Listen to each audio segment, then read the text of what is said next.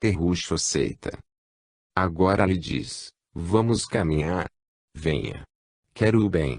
Muito bem. A criança que fui chora na estrada. Deixei ali quando vim ser quem sou, mas hoje, vendo que o que sou é nada, quero ir buscar quem fui onde ficou. Olá, minha criança. Vim buscar quem fui, onde ficou. Que bom te reencontrar, pois sei que um dia deixei-te na estrada para ser quem sou. Voltei agora para te buscar. Perdoe-me por te abandonar. Enquanto choravas, eu dormi o sono das conquistas passageiras. Agora estou desperto, vim te buscar. Não te assustes comigo. Eu não te deixei porque desejava. Não soube como fazer. Agora retorno a te buscar. Te aceito como és, incondicionalmente. Tu não és má porque tem imperfeições. Tu apenas tens imperfeições. Depois de tanto tempo, descobri que não sou capaz de viver sem teu poder. Quero brincar, pular e ser feliz. Vem ajuda com tua bondade. Ajuda-me com tua criatividade e espontaneidade. Ah, minha criança de luz, como te amo. Como quero te amar. Que vontade de sentir a tua espontaneidade, tua riqueza.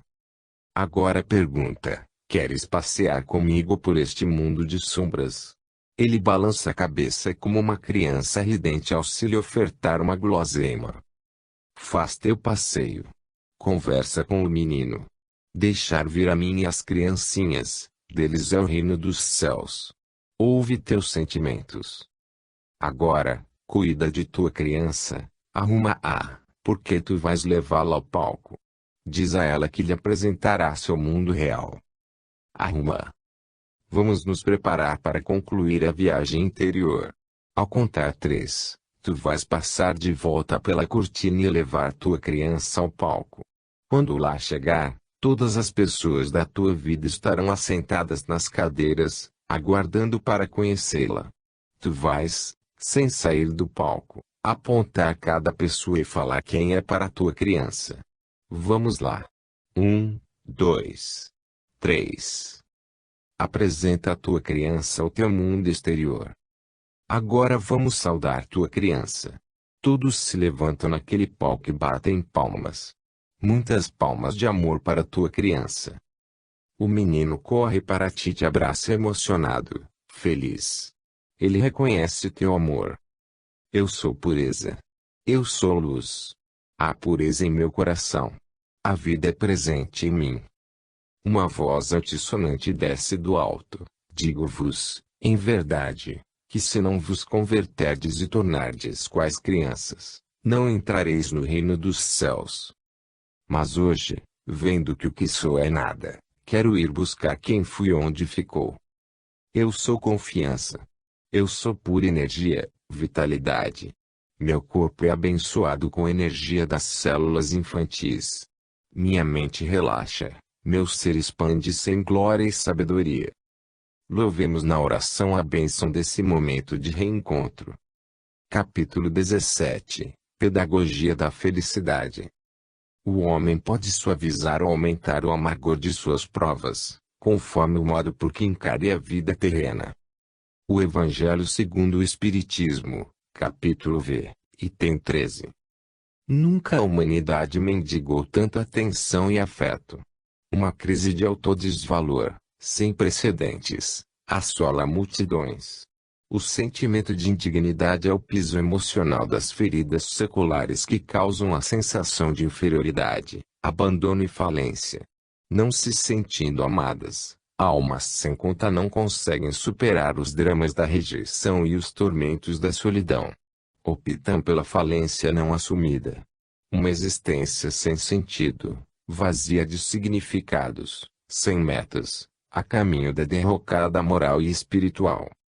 Somente o tratamento lento e perseverante de tecer o manto protetor da segurança íntima, utilizando o fio do alto amor, poderá renovar essa condição interior do ser humano.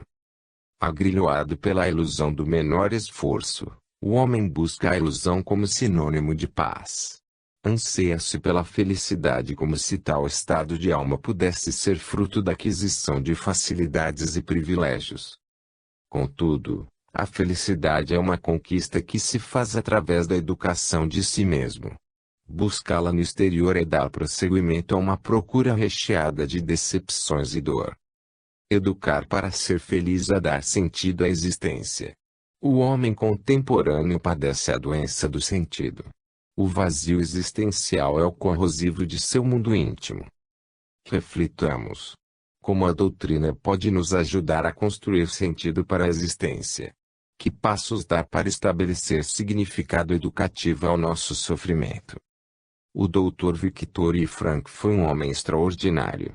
Viveu a dor dos campos de concentração nazistas e sobreviveu, graças à sua habilidade em gestar um sentimento para sua dor em plena provação.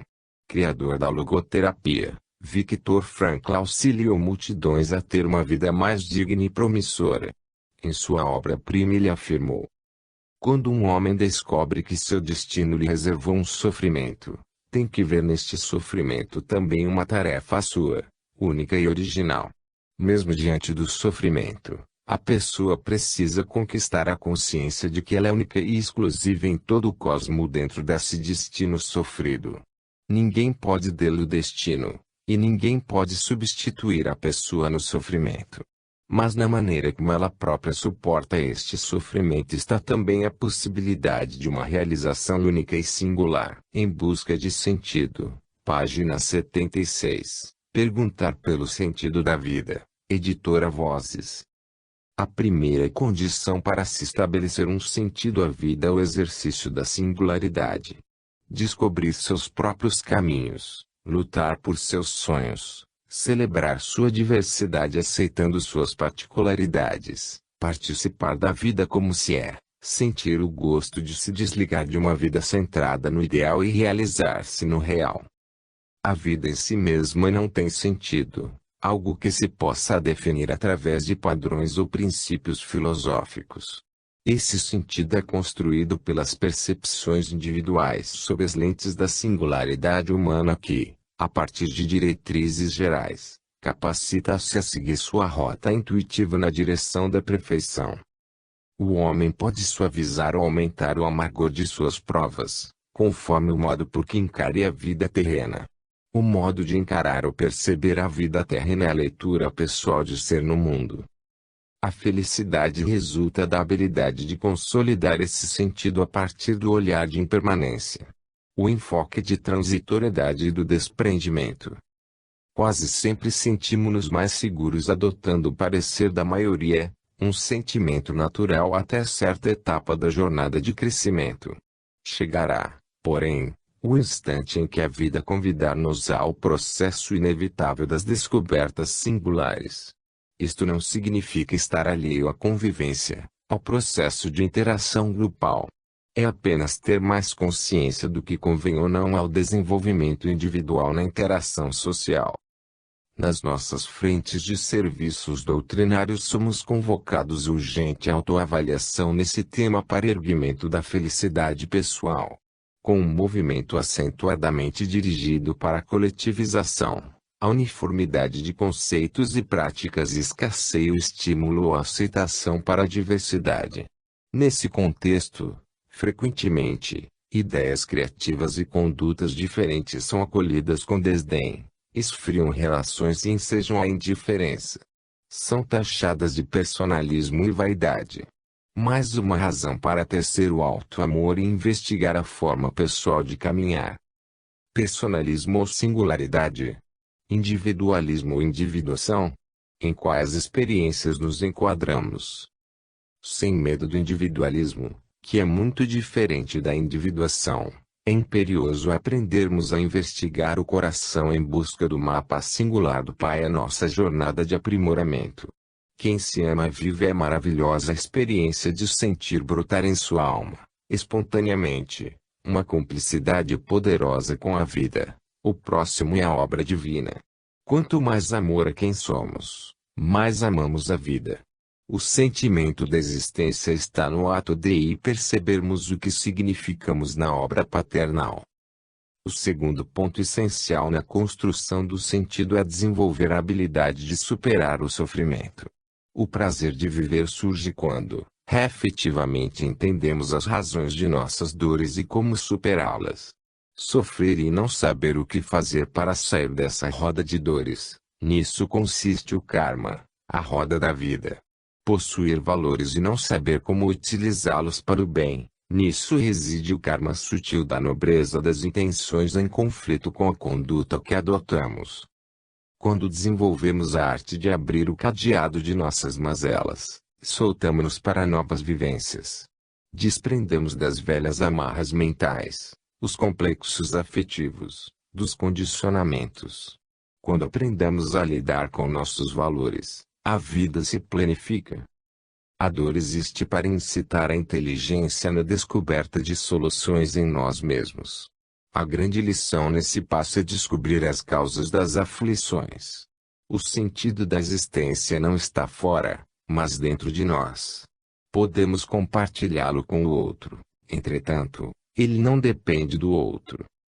Como temos dificuldade em assumir a nossa fragilidade. Quanta dificuldade demonstramos para admitir nossa falibilidade. Sentimos-nos pequenos, incompetentes ao nos deparar com as batalhas não vencidas ou com as imperfeições não superadas, agravando ainda mais as provações. O homem pode suavizar ou aumentar o amargor de suas provas.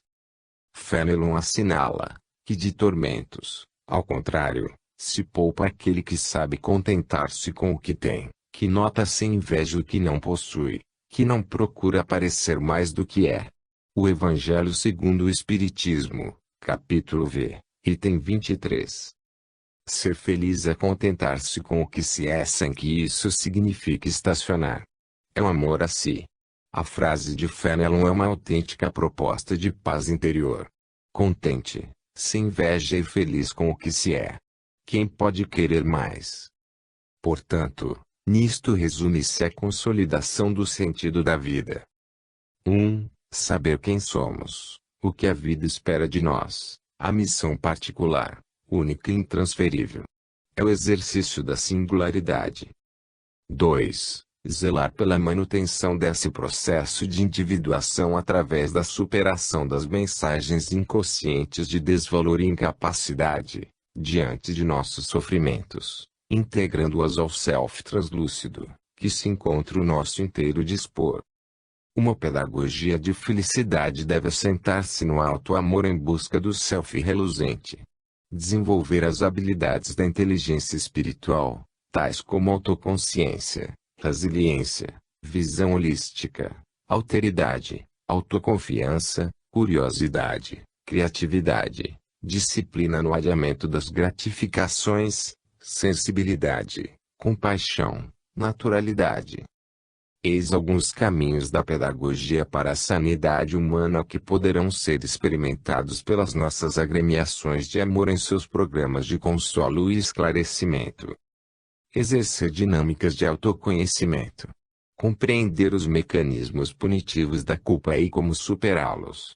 Desenvolver técnicas de sensibilidade do afeto.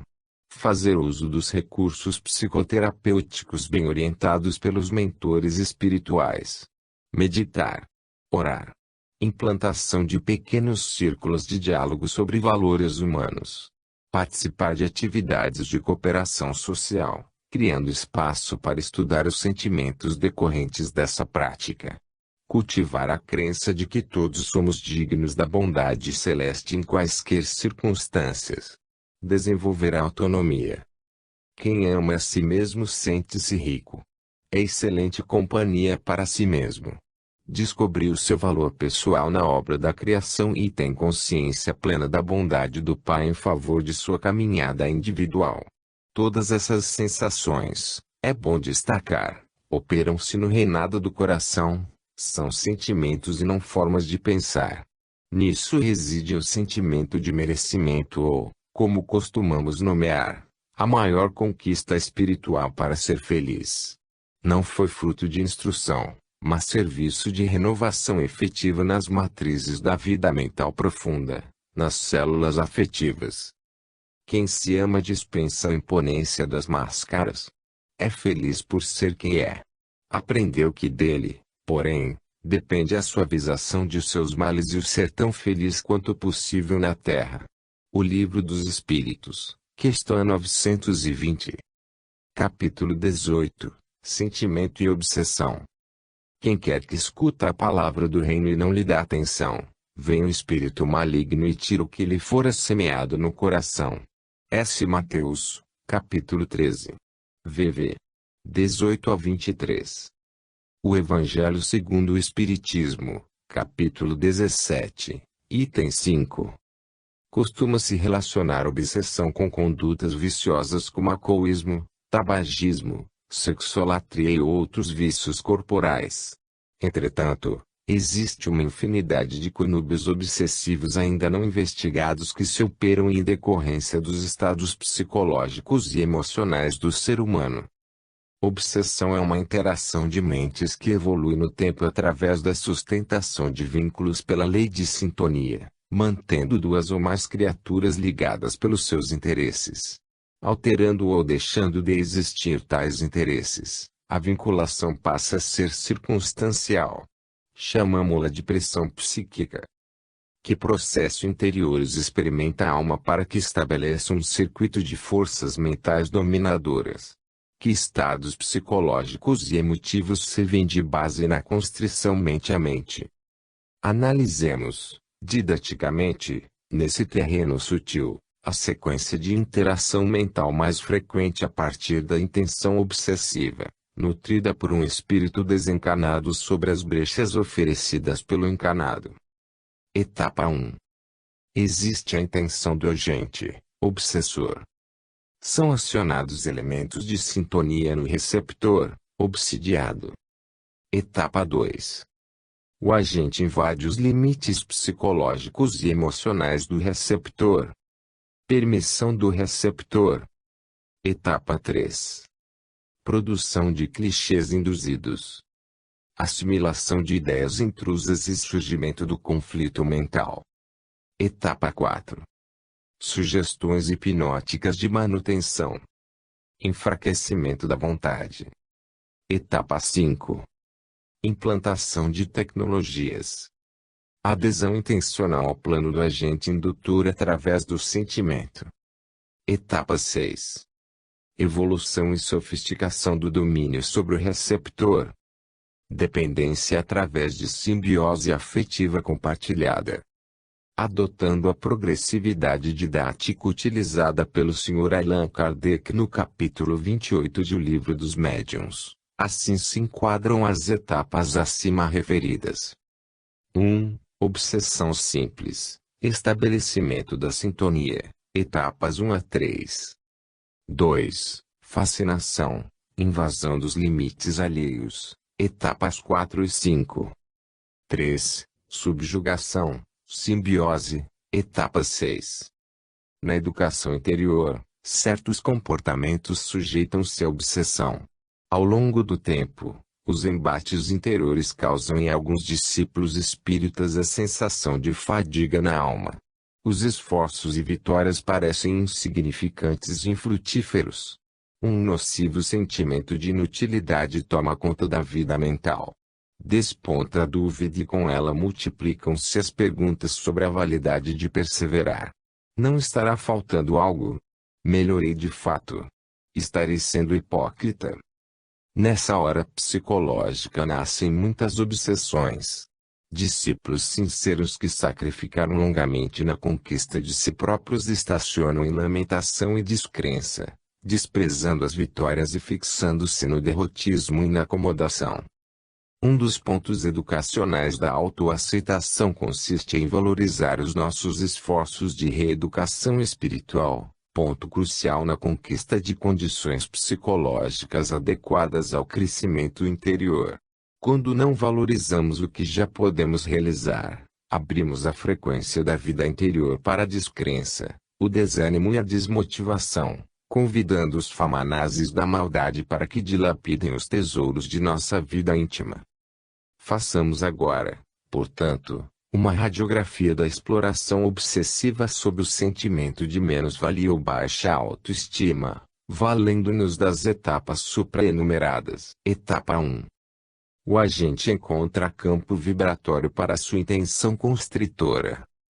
A sensação de incapacidade é aceita pelo receptor, através de suas próprias crenças derrotistas programadas no inconsciente. Etapa 2.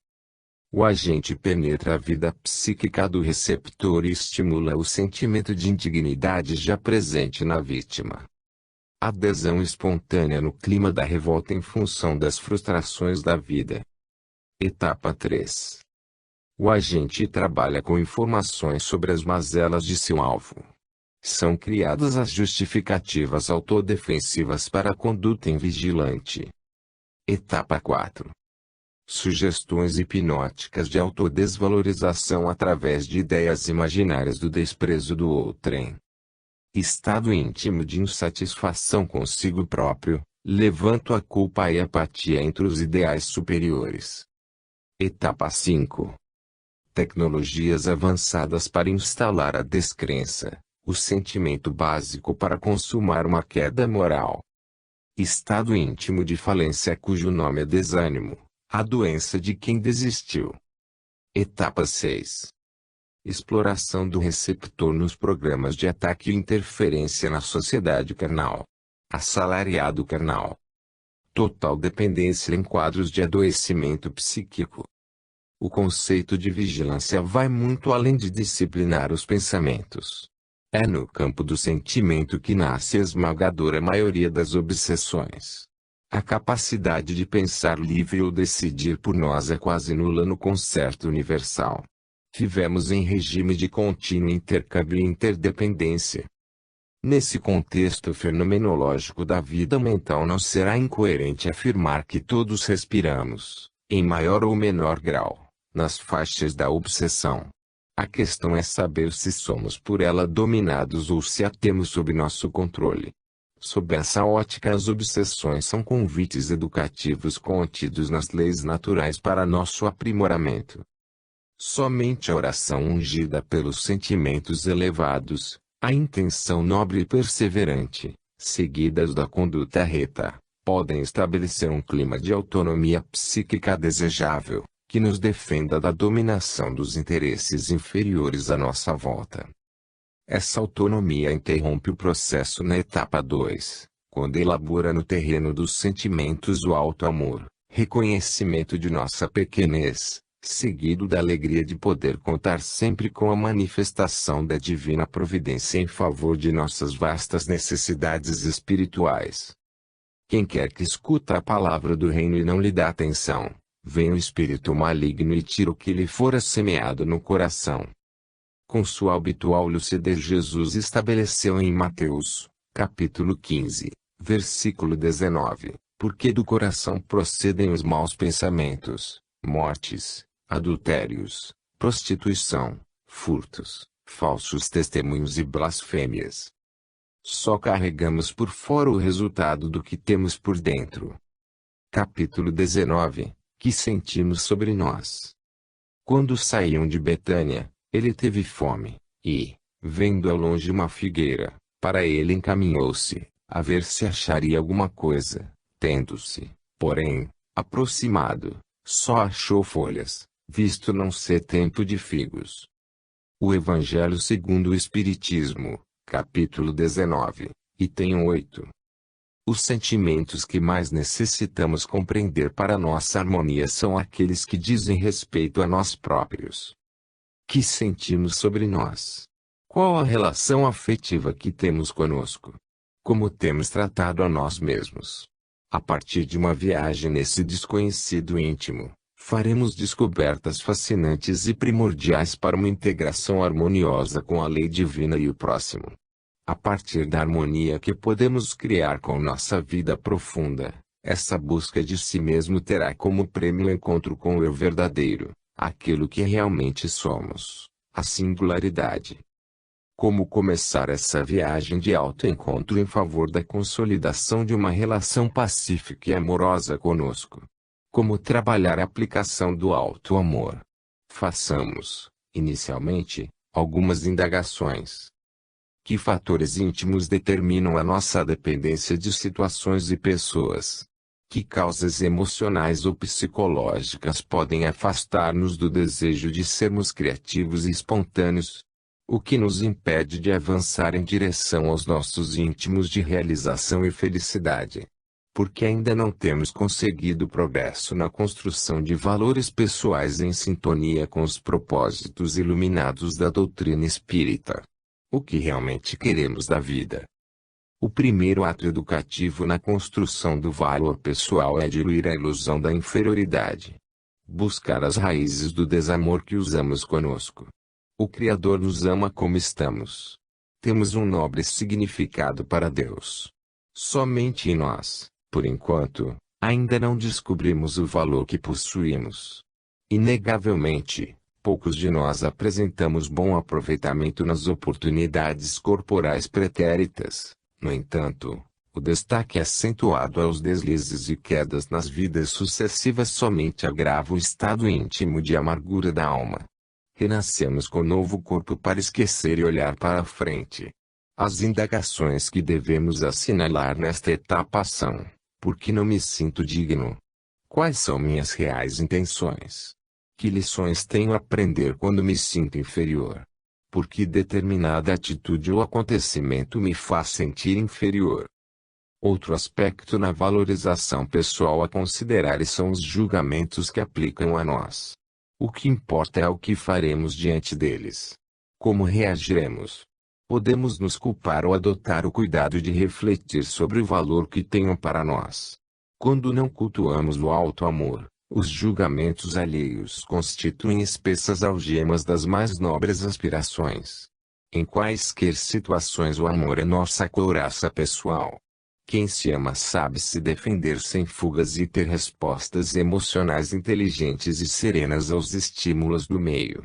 Não crescemos sem conviver. Isso não significa que devamos permitir a outrem ultrapassar os limites em relação à nossa intimidade. Somente nós próprios podemos penetrar com sabedoria e naturalidade a subjetividade de nosso ser. Portanto, temos um processo interior, o sentimento de inferioridade, e uma força externa, os julgamentos, a aprovação social. Ambos consorciam-se, frequentemente, contra nossos anseios de crescimento. Somente com a aquisição da autonomia saberemos lidar com tais fatores educativos. Não fomos educados para desenvolver o outro a si mesmo na busca de seus caminhos. Fomos educados para manter o outro pensando como nós, escolhendo por nossas escolhas, opinando conforme os padrões de pensamento que adotamos e agindo de conformidade com nossa avaliação de certo e errado. É o regime de possessividade e submissão nas relações. É mais confortável ser orientado, ter respostas prontas para nossas dúvidas e angústias ou pedir a alguém que nos indique a escolha mais acertada. Em inúmeras ocasiões é mais cômodo se ajustar a muitos julgamentos que acreditar nos ideais pessoais e nos nossos sentimentos. Consideremos, dessa forma, quanto necessitamos investir na erradicação da acomodação em busca da solidificação da autonomia psicológica em favor da liberdade que ansiamos. O impedimento frequente na construção da autonomia é o medo de rejeição, uma das mais graves consequências da baixa autoestima. Como seremos interpretados? Qual será o conceito que farão de nós a partir do instante em que decidirmos por um caminho afinado com o que sentimos e pensamos? A necessidade da aprovação alheia é extremamente enraizada na vida emocional. Todas as pessoas e suas respectivas ideias a nosso respeito merecem carinho e consideração, respeito e fraternidade. Porém, conceder a outrem o direito de aprovar ou reprovar. A palavra aprovação, entre outros sinônimos, quer dizer, ter a nossa atitude reconhecida como moralmente boa. Analisando com cuidado, a aprovação se torna um julgamento, uma forma de interpretar e definir o que deve ou não ser feito e da forma como deve ser feito. Sigamos a intuição, aprendendo a ler as mensagens sutis da vida interior despachadas pelo sentimento, evitando o desprezo ao que sentimos. Mesmo as sensações desconfortáveis da consciência nos ensinam algo. A garantia de que vamos aprender depende do trato que daremos ao nosso mundo íntimo. O respeito incondicional que devemos usar conosco. Amar-nos como merecemos ser amados. Uma vez alfabetizados pelo coração, passaremos a fruir uma vida mais plena, felizes com nossa condição, permitindo-nos evoluir com naturalidade, sem condenações e severidade. O Espiritismo é remédio para nossas dores e roteiro para a libertação de nossas consciências. Estudá-lo, sim, entretanto, a maioridade espiritual nas atitudes somente florescerá ao renovarmos o modo de sentir a nós, ao próximo e à vida. Informação e transformação. Do contrário, ficaremos na superfície da proposta do amor, assim como a figueira na qual Jesus procurou frutos, adornados pelas folhas da cultura e vazios dos frutos do crescimento real. Capítulo 20. A palestra de Calderaro. Acumulai tesouros no céu, onde nem a ferrugem, nem os vermes os come, porquanto, onde está o vosso tesouro, aí está também o vosso coração. O Evangelho segundo o Espiritismo, capítulo 25, item 6. A tarde dava suas últimas manifestações a caminho do crepúsculo. Chegava o instante das reuniões terapêuticas em grupo. Sob supervisão de psicólogos da alma, pequenas equipes de 20 integrantes em estágios avançados de preparo eram orientadas visando avaliar sua recém-finda reencarnação e projetar responsabilidades maiores para o futuro. Dona Maria Modesto Cravo responde por um dos muitos grupos de reencontro, como são conhecidos entre nós, na condição de supervisora. Naquela tarde, o benfeitor Calderaro visitava o Hospital Esperança e fora convidado para versar sobre um tema essencial ao preparo de todos, já que dispunha de 20 preciosos minutos. Pontualmente às 17 horas, a supervisora dava início ao tentame. Após a oração, ela assim apresentou o explanador. Amigos, esse é Calderaro, que nos abençoará com sua palavra sobre o tema de nossas reflexões atuais, o poder das intenções no crescimento espiritual. Nosso companheiro é devotado aos serviços socorristas nas zonas abissais da erraticidade. Ouçamos sua sábia palavra, que será breve face a outros compromissos que o aguardam. Calderaro, falou Dona Modesta dirigindo-se ao benfeitor. Os nossos companheiros aqui presentes foram todos espíritas quando encarnados. Portanto, sinta-se em casa. Com simplicidade, colocou-se de pé ante o círculo dos presentes e os saudou. Companheiros, paz conosco. Serei objetivo em face da exiguidade de meu tempo. Como me solicitou Dona Modesta, abordarei o tema considerando que vocês se preparam para intensos labores de assistência aos grêmios espíritas na Terra. Nos grupos doutrinários, com raras exceções, são expedidas orientações que versam sobre o que não se devem fazer, o que se deve evitar. São focadas com certo exagero as doenças e fala-se pouco na cura, sem explicações satisfatórias sobre como conquistá-la. De certo, os preceitos e orientações espirituais básicos são necessários, constituem o cerne das finalidades de uma agremiação espírita cristã. Entretanto, a alma humana, legatária de particularidades, pede mais e quer saber o que fazer para ser feliz. Necessita de respostas diferenciadas. Os preceitos morais nem sempre motivam cumplicidade e comprometimento, porque são enfatizados em clima de autodesvalorização. Quase sempre são expostos como regras gerais e sob uma ótica coletiva. Indicativas de aperfeiçoamento, sem dúvida, necessárias, ganham conotação repressora, tais como, cuidado com a vaidade, somos todos personalistas, já falimos muito nos vícios, o orgulho é a nossa doença. Os espíritas são todos melindrosos, Sozinhos não temos força contra as ilusões, precisamos de muita tarefa para buscar a paz. Somente no Espiritismo temos todas as respostas, entre várias outras. Por conta desse enfoque, recomendações que deveriam ser prezadas como úteis e valorosas ao crescimento terminam constituindo uma plataforma religiosa exterior calcada na velha didática. O espírita pode isso e não pode aquilo. O espírito é isso e não o que pensa que é. Larga soma dos projetos de orientação espiritual da atualidade carece de um item imprescindível: prestigiar a singularidade. Permitir a manifestação do imaginário humano e de sua diversidade. Somente a partir de então, estabelecer laços entre a experiência particular e as bases gerais da doutrina. Que caminho melhor para isso haverá que interrogar? Fazer perguntas e não ocupar-se em respostas exatas ou certezas imediatistas.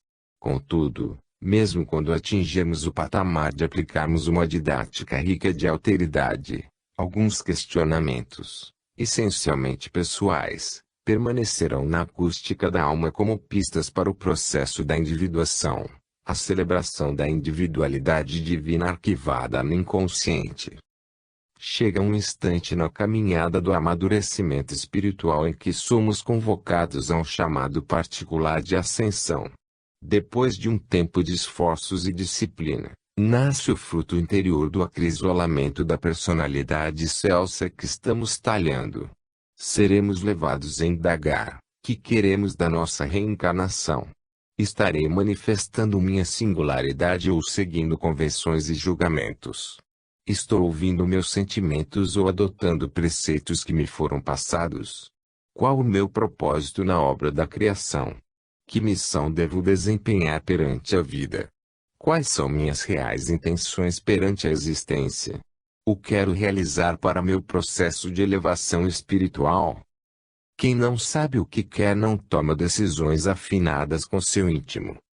Conhecer nossas intenções, ter consciência de sua natureza, é fundamental para nossa paz interior. Quanto mais consciência de suas reais intenções, mais a criatura visualiza seu futuro, sustenta seus ideais, melhora a relação consigo, alcança o clima da serenidade e dilata sua responsabilidade. Sintoniza-se com seu planejamento reencarnatório. É nesse aspecto subjetivo da vida íntima que reside o mapa para o destino. O que desejo realizar? Que aspirações motivam minha vida? Onde quero chegar? O que espero alcançar em mim? Confiar em si sem autossuficiência, amar sua existência como se é, buscando aprimoramento gradativo, dar-se o direito de escolher e fazer opções sobre os seus planos de crescimento espiritual, livrar a mente dos chavões doutrinários que não correspondem com nossos legítimos sentimentos, avaliar se os desejos alheios se afinam com os nossos projetos de aperfeiçoamento. Essas são algumas indicativas para conhecermos e manifestarmos nossas intenções, livrando-nos do medo de planejar ideais particulares que nos façam pessoas mais felizes e conscientes de nossas responsabilidades ante as necessidades de nossa raça. Na condição de orientadores da doutrina espírita, encarnados e desencarnados, haveremos de nutrir respeito incondicional pela individualidade humana. O bom líder à luz da mensagem cristã será aquele que melhor promover condições, tanto quanto possíveis, para que o ser humano consiga encontrar sua singularidade e ser feliz.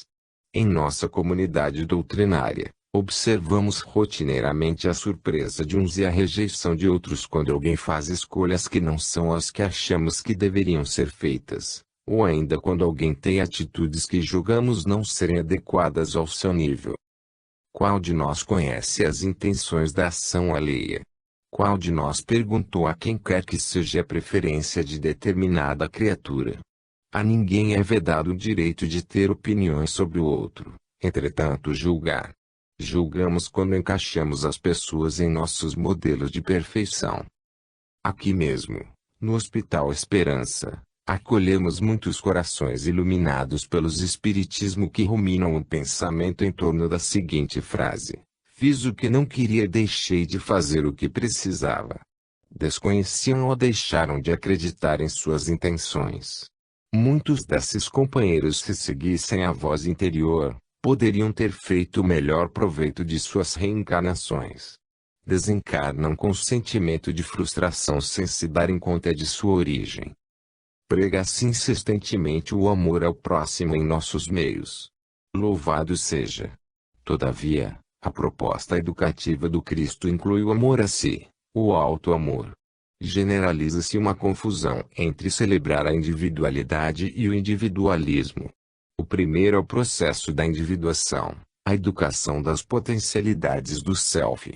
O segundo é a conduta egocêntrica de destaque e prestígio. Que os nossos grupos se lancem sem temores ao exercício da atitude de amor a si mesmo. Estamos no tempo dos sentimentos, das descobertas da alma. De onde vim? Para onde vou? Que faço na terra? Que quero da vida?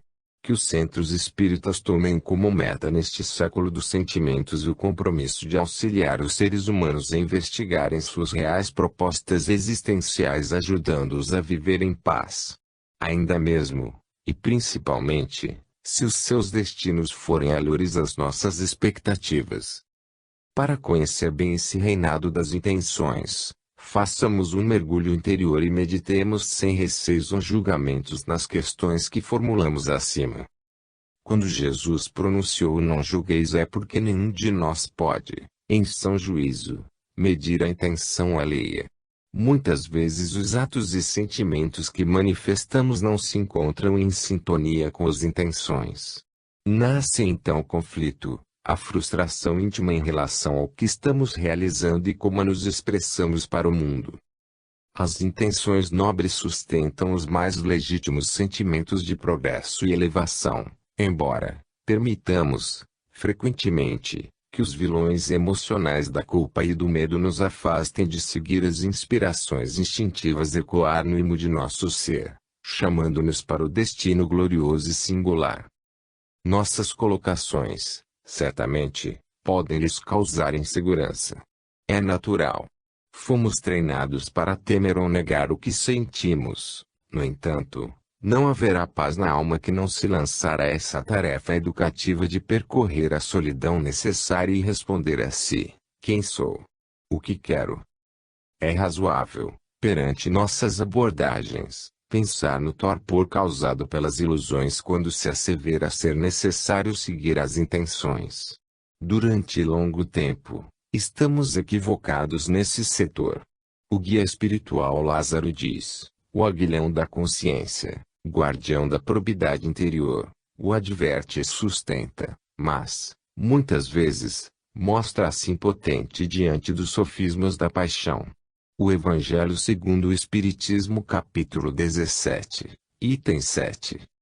Se as ilusões são apelos vivos na vida mental da esmagadora maioria da humanidade, por outro lado, muitos de nós já estamos convidados a trilhar os caminhos novos da autonomia, mas por receio de seguir sentimentos que falam de um outro caminho, o caminho singular, negamos os apelos da alma e paramos a ouvir os críticos externos e internos ou os preceitos literários de natureza religiosa. A tarefa dos autênticos educadores espirituais reside em devolver ao homem sua própria consciência. Somente abdicando do que acreditamos ser o melhor para um outro através das vias da empatia, poderemos cumprir com essa missão. A grande meta de todos os servidores do bem deve ser libertar consciências do jugo das ilusões. A dificuldade consiste em saber o que é ou não ilusão para o outro, sendo que nem mesmo nós, em certas situações, sabemos aquilatar com precisa segurança a diferença entre realidade pessoal e distorção da autoimagem. Os integrantes do círculo terapêutico estavam extasiadores em ouvir a palavra inspirada de Calderaro. Via-se um sorriso de contentamento apaixonante nos lábios de Dona Modesta. Parecendo fazer uma leitura da alma dos presentes, indagou um servidor. Naturalmente, ante essa abordagem, surge a questão: como reencontrar nossa consciência? A resposta vem breve: aprendendo a linguagem do coração. Escutando os sentimentos perceberemos a natureza de nossa intenção perante a vida, pois é no espelho do coração que a consciência projeta a luz de nossas mais recônditas aspirações evolutivas. Acumulai tesouros no céu, onde nem a ferrugem, nem os vermes os comem, porquanto, onde está o vosso tesouro, aí está também o vosso coração. O Evangelho segundo o Espiritismo, capítulo 25, item 6. O tesouro da alma é a intenção. Onde ela se situa, aí está o coração, ou seja, nossos sentimentos.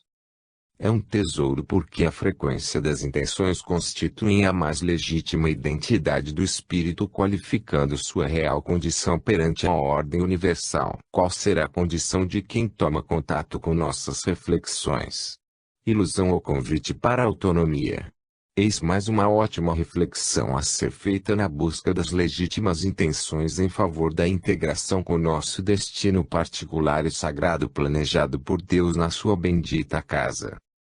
Jesus, o ser que sintoniza com a intenção do Pai, o mais puro exemplo de amor que já passou pela terra, teve seu julgamento com base nos seus atos e não em suas intenções. A pedido de Dona Maria Cravo fizemos essa introdução para pensarmos juntos sobre o tema de minha especialidade e interesse, a obsessão. Já que se preparam para incursões futuras nesse terreno da experiência humana entre os espíritas, guardem esse ensino precioso do Mestre. Se tendes amor, tereis colocado o vosso tesouro lá onde os vermes e a ferrugem não o podem atacar, e vereis apagar-se da vossa alma tudo que seja capaz de lhe conspurcar a pureza. O Evangelho segundo o Espiritismo, capítulo 8, item 19. As leis naturais se cumprem na vida de cada um de nós conforme a natureza das intenções que acalentamos. A intenção é o termômetro de nosso ato evolutivo, determinando a frequência básica de nossa atividade mental, pela qual seremos identificados na teia cósmica da vida. Intenções nobres convergem todas as partes da mente para uma inteireza, facilitando a ação do self, pacificando o coração.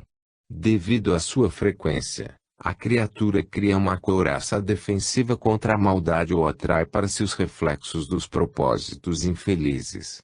A frequência é o fio de aglutinação dos fragmentos da mente, integrando-os para a harmonia ou a derrocada, conforme nossa busca na obra da criação. Portanto, a frequência de nossos objetivos recônditos é o canal de sintonia que nos liga com a vida. No capítulo das obsessões e dos relacionamentos interdimensionais será imperioso considerar a influência determinante das intenções na solução ou agravamento das constrições mentais dominadoras. Ninguém se atola nos pântanos da coação e do transtorno mental sem que a porta de seus propósitos íntimos esteja aberta em lamentável indisciplina. Igualmente, ninguém recolhe o pensamento de sábios guias sem qualidades interiores que retratem suas intenções elevadas. Entre os seres pensantes há ligação que ainda não conheceis. O magnetismo é o piloto desta ciência, que mais tarde compreendereis melhor. O Livro dos Espíritos, questão 388. Bilhões de corações na Terra, aqui incluindo nós todos que peregrinamos sob a égide do Espiritismo, se avaliados à luz dos princípios da mensagem do Cristo somente pelos seus atos e palavras, aspectos mais salientes de identificação da personalidade humana, certamente receberão um juízo arrolado com base nos padrões convencionais do que é certo e errado na vida de relações. Esse juízo, como não poderia ser diferente, será exarado com base naquilo que se conhece da pessoa. Quase sempre, algo distante do que ela é por dentro. Inúmeros homens e mulheres em suas reencarnações estão enquadrados em grupos ou experiências cumprindo tarefas particulares, conforme suas necessidades pessoais, e nutrindo as mais puras intenções de melhora e reeducação. Muitos deles encontram-se desajustados e infelizes, mas persistentes em suas aspirações de superação e enriquecimento moral. Para os juízes da vida maior, cumprem missões particulares e cooperam com a obra paciente de progresso da humanidade, cada qual a seu modo. Uma das habilidades da alfabetização emocional em que todos necessitamos nos matricular é a empatia. Ela nos ensina a compreender pessoas e não somente suas atitudes. A partir dessa reflexão, é imperioso entender que as obsessões não se estabelecem com base em rótulos exteriores que consignam determinado comportamento como sinônimo de desequilíbrio. Lhes temos alguns exemplos que são sempre destacados: as opções sexuais, o apego material, os vícios de variada ordem, a atividade dos políticos, os hábitos sociais, o exotismo de certas condutas. Nos nossos celeiros de amor da doutrina encontramos severas reprimendas às semelhantes posturas. A diversidade é ainda recriminada em nossos ambientes. Pautamo-nos ainda por critérios do mundo estabelecendo o que é certo e errado, caindo em exames arrogantes, recheados de certezas de inflexibilidade, insuflando a intolerância e a rigidez que destroem as mais caras amizades e planos de trabalho sob os bafores da intransigência velada. A tarja de obsidiado tem sido utilizada para quantos decidem por caminhos diferentes. Sentenciamos sem conhecer-lhes as intenções. Estamos sempre aptos em nossa análise a dizer o que o outro precisa e deve fazer, esquecendo-nos do princípio básico do respeito à individualidade. É incrível.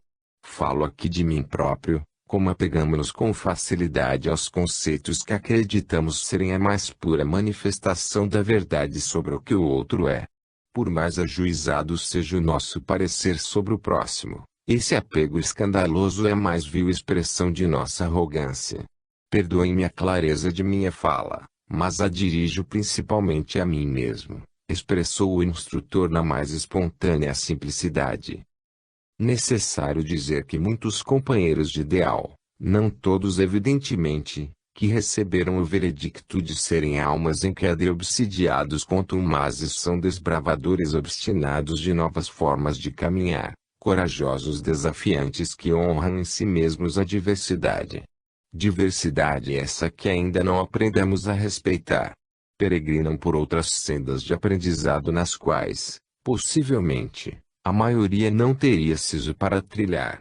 Garantem-se com suas intenções. Sobre alguns deles, inclusive, assentam-se os mais elevados interesses do plano maior. Não existe ninguém nos círculos de aprendizado da Terra, em ambas as esferas de vida, que esteja livre das associações mentais constritoras ou, como diz o Sr. Allan Kardec, o domínio de alguns espíritos logram adquirir sobre certas pessoas. O Livro dos Médiuns, capítulo 23, item 237. Observemos a fala logram adquirir, mas graças à qualidade superior das aspirações nem sempre adquirem. Impossível para nós livrarmos-nos completamente das interferências, contudo, mantê-las e consolidá-las vai depender das intenções. Só existe domínio quando cedemos ou desistimos de continuar lutando pelas nossas aspirações mais profundas. Eis o conceito prático de obsessão. Por isso dissemos que a intenção sustenta nossos mais nobres ideais. Não existe obsessor ou técnica capaz de destruir as intenções, a não ser nossa escolha pessoal. Elas são como uma armadura da alma. Somente através dela nos protegemos da adesão permanente a situações, condutas e relações. A lei de sintonia é o alicerce desse processo que interrompe ou consolida nossos zelos. Se tendes amor, tereis colocado vosso tesouro lá onde os vermes e a ferrugem não o podem atacar e vereis apagar-se da vossa alma tudo que seja capaz de lhe conspurcar a pureza. O Evangelho segundo o Espiritismo, capítulo 8, item 19. Por conta desse sentimento oculto, a intenção, tão cedo não entenderemos a contento a justiça divina, que se guia por expressões ignoradas como se observa nas seguintes frases. É sempre do mesmo grau a culpabilidade em todos os casos de assassínio. Já o temos dito, Deus é justo, julga mais pela intenção do que pelo fato. O Livro dos Espíritos, Questão 747. A intenção lhe atenua a falta, entretanto, nem por isso deixa de haver falta. O Livro dos Espíritos, questão 949. Não há culpabilidade, em não havendo intenção, ou consciência perfeita da prática do mal. O Livro dos Espíritos, questão 954. A intenção é o plugue mental de ligação com o manancial infinito da misericórdia paternal. Por ela atraímos para nós todos os recursos defensivos e multiplicadores da nossa força interior. Talvez por essa razão o sábio Nazareno tenha afirmado: bem-aventurados os limpos de coração, porque eles verão a Deus. Mateus 5:8. A pureza é a frequência mental da liberdade e a identificação dos homens felizes, que jamais estão sozinhos, mas guardam a sublime capacidade de escolherem, essencialmente, conforme suas preferências, os caminhos da existência. Judas, com intenções amorosas, sucumbiu sobre os açoites do poder e traiu. Pedro, com fiéis intenções, descuidou da vigília e negou. A mulher adúltera que recebera o apodo da multidão foi amparada por Jesus, que sabia da nobreza de suas intenções perante a vida. Saulo, o perseguidor implacável, trazia na alma intenções louváveis com o bem e Jesus descerrou-lhe os olhos das escamas da ilusão. Nicodemos possuía aspirações de valor mesmo constrangido pelo preconceito. Tiago, por amor à casa do caminho, consorciou-se ao judaísmo, permitindo concessões doutrinárias. Perdoem-me ser tão breve em minha fala. Dona Modesta já explicou os motivos. Estarei em tarefa socorrista daqui a alguns minutos. Sem delongas, desejo êxito no futuro de vocês. Que este grupo de reencontro alcance sua legítima aspiração no encalço de suas mais nobres intenções. Paz aos seus corações. Epílogo. O que buscamos na vida? Pedi e se vos dará, buscai e achareis, batei a porta e se vos abrirá, porquanto, quem pede recebe e quem procura acha e, aquele que bate a porta, abrir-se-á. S. Mateus, cap. 7, v. 7. O Evangelho segundo o Espiritismo, capítulo 25, item 1. Encerrada sua fala, Calderaro despediu de todos com um fraternal abraço. Em seguida, Dona Modesta franqueou a palavra com a seguinte indagação: quais foram seus sentimentos ante a fala de Calderaro? Havia um silêncio generalizado. A palestra conduzira a um mundo de profundas reflexões. 20 minutos explanados, deixara reflexões para décadas. Dona Modesta, percebendo o estado mental dos participantes, aguardou paciente até quando Anésia se pronunciou. Como conceituar a intenção? Assumindo a condução das ideias, a supervisora passou a ler em uma lauda, rascunhada à mão pelo próprio Calderaro, que fornecera extenso material didático ao grupo. O conceito aqui exarado por Calderaro é bastante amplo. Diz ele, é a força da atração que emana da alma capaz de aglutinar, ordenar e equilibrar todos os seus potenciais e experiências. Essa força cria o campo de gravidade que organiza e sustenta o mundo mental. Podemos chamá-la de eixo de alinhamento da vida mental, porque ela se estende da alma até o inconsciente, passando pela sombra, pelo ego e pela consciência, sendo o potencial ordenador da saúde íntima. Imaginemos a mente como vários círculos concêntricos e a intenção como sendo um traço perpassando todos os círculos. A intenção é a manifestação inconsciente da alma na busca de seus compromissos e necessidades de crescimento. Todos trazemos essa energia instintiva de melhora. Ela é a divina e reguladora da paz consciencial. O bem é a intenção do Criador na obra da criação. Todas as criaturas trazem em latência os germes dessa intenção absoluta e irrevogável. O amor é a manifestação afetiva que repousa sobre as intenções mais puras. Intenção é algo entre a criatura e o Criador. Dona Modesta, remendou Anésia, diante desse conceito, temos uma intenção ou várias intenções? Temos a intenção referida no conceito de Kaldera, o que é organizadora da vida mental do espírito. Essa intenção base é tecida nos sucessivos roteiros reencarnatórios da alma na medida que consegue expressar em suas realizações e atitudes os apelos profundos do ser perfeito, que se encontra latente em cada um de nós. Dessa intenção matriz são gerados os desejos, depois os interesses e por fim as inclinações. A essas variáveis da vida moral costumamos chamar intenções periféricas